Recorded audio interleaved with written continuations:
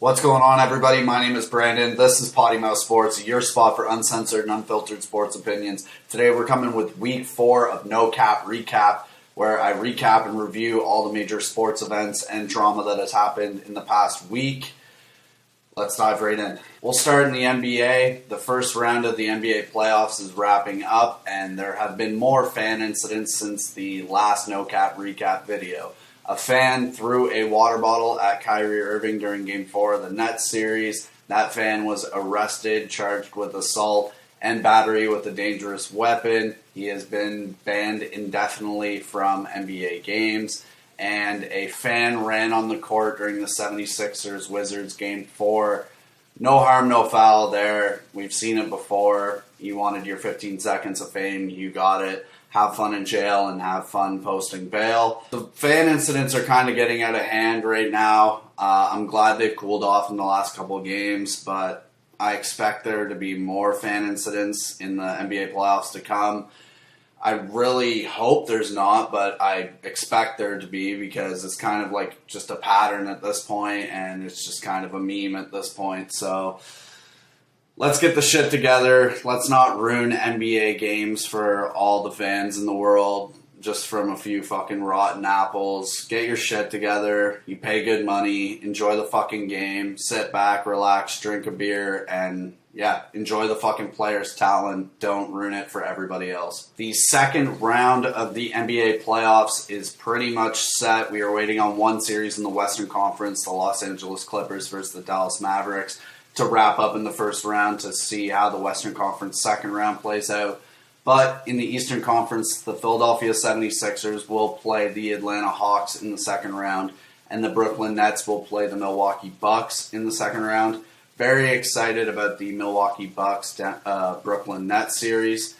And in the Western Conference, the Phoenix Suns will take on the Denver Nuggets, and the Utah Jazz will take on either the Dallas Mavericks or the Los Angeles Clippers. Again, the Mavericks can close it out tonight, 9 p.m. Tune in.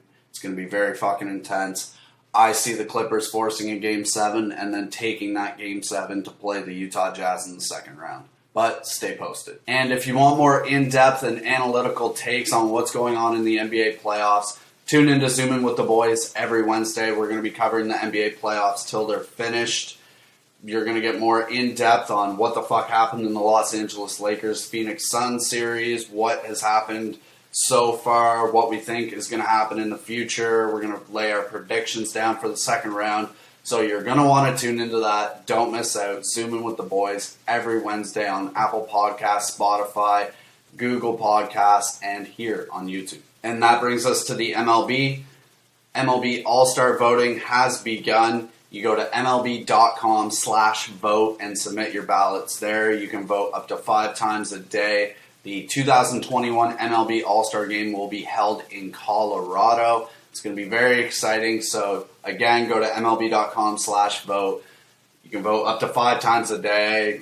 Put in a different email address. Vote another 5 times. Just get your votes in for your favorite players. It's going to be very exciting. Players are pissed about what pitchers are doing to baseballs to increase their spin rate, and another star of the league has joined the conversation to kind of combat the league on their stance and how they're handling pitchers using foreign substances to increase spin rate and overall pitching mechanics. Nick Castellanos is joining the discussion on doctoring baseballs. He calls out the MLB, quote, "Is it illegal or not to put stuff on the baseball? The MLB doesn't care. If they did, they'd have employees in the bullpen checking gloves and hats." I totally agree. It's going to take more players to bring it to the forefront, bring it to the media, cause a media storm. That is what needs to happen in order for the MLB to take attention to it and kind of take action towards the pitchers.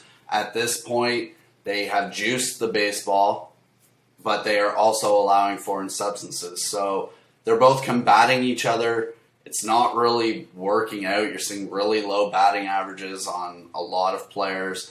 The long bomb is still very much there, but the league needs to do something, either erase both of them or come out and say, yeah, we juice the baseball for the hitters, and pitchers are allowed to use fucking sunscreen and whatever they can, pine tar, on their hat and their gloves to increase spin rate and basically run a pitching machine if they can. But the month of May has wrapped up. We are now into June in the MLB season, and that can only mean one thing.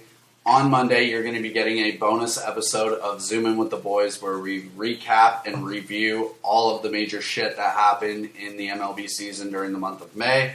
We're going to be giving our predictions on the month of June, teams that are going to take over divisions, teams that have already crapped out, players that are on fire, players that are ice cold. So you're going to want to tune into that. Monday afternoon, you're going to be getting Zoom In with the Boys May recap for the MLB season. And last but not least, that brings us to the NFL. Aaron Rodgers and Julio Jones have yet to be moved. I didn't expect them to move this quick either after the June 1st deadline. But in the next couple weeks, I see them getting moved if they're going to get moved. Aaron Rodgers is still a little shaky, but they're going to try and cook up the best deals possible for these players because they're superstars, they're generational talents, and you're going to want the best deal and the best return for these kind of caliber of players. Packers head coach Matt LaFleur says he's hopeful Rodgers attends minicamp, which basically means that the Green Bay Packers organization is hopeful Aaron Rodgers kind of sticks with them. They're willing to rekindle their relationship and kind of make amends for the mistakes that they've made towards Aaron Rodgers. So that's a good sign for the Green Bay Packers because the organization is attempting to do the right thing. But the ball is in Aaron Rodgers' court. He is the superstar. He gets to call all the shots. If he wants to waive the no-trade clause and pick where he wants to go, he's going to do that. So stay tuned for Aaron Rodgers' debacle and drama because it's going to be very dramatic if he wants to leave the Green Bay Packers to go somewhere else so late in his career. And then on the other hand, the Atlanta Falcons organization has said that they're willing to accept second-round picks for Julio Jones. So basically, they're trying to kick Julio Jones out the fucking door, which is pretty funny. Julio Jones is a great receiver. I believe he was injured for a lot of last season, but the hands are still there. They're still glue. He's still a superstar. He still puts fucking asses in the seats. So it's going to be very interesting to see where Julio Jones goes, especially now that he has came out publicly and said he's not staying in Atlanta. So it's going to be very interesting to see where Julio Jones lands and what the Atlanta Falcons can scrounge from that deal. The Jacksonville Jaguars are unveiling plans on building a new practice and training facility. Looks beautiful from the plans. There's a Four Seasons hotel, big-ass pool, and then 2 football fields side by side. Looks like a beautiful facility. But what that basically tells me is Jaguars fans should be hopeful because their owner is willing to invest in their team. He's trying to bring a new vision to the team and kind of steer the team in a new direction because the Jaguars have always been known as the shitter team. They've never had any high expectations in the league, and it's very good to see this revamp of image for Jaguars. I saved the best for last. Hall of Fame quarterback Dan Marino came out publicly and said that he does not want to see Bill Belichick break Don Shula's win record for head coach. He was quoted saying, "I hope you don't get it. I'm a Dolphin for life. Coach Shula for life. I don't want him to get it." Don Shula is sitting at 328 wins, where Bill Belichick is at 280 wins. That's a 48 win differential.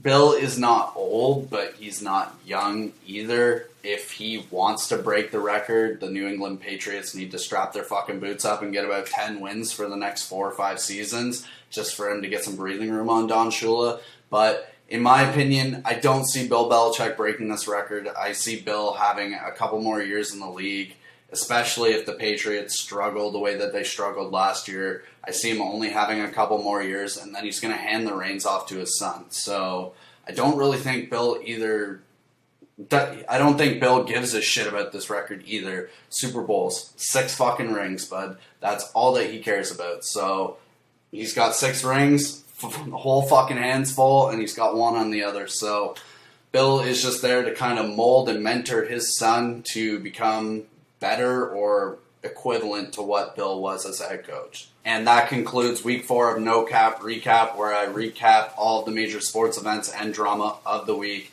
It was kind of a slow news week, but there were a couple gems in there, so that is very good. If you like the content, like, comment, subscribe. I appreciate all the support. Tune in to Zoom In with the Boys on Apple Podcasts, Spotify, Google Podcasts, and here on YouTube. And as always, go fuck yourself.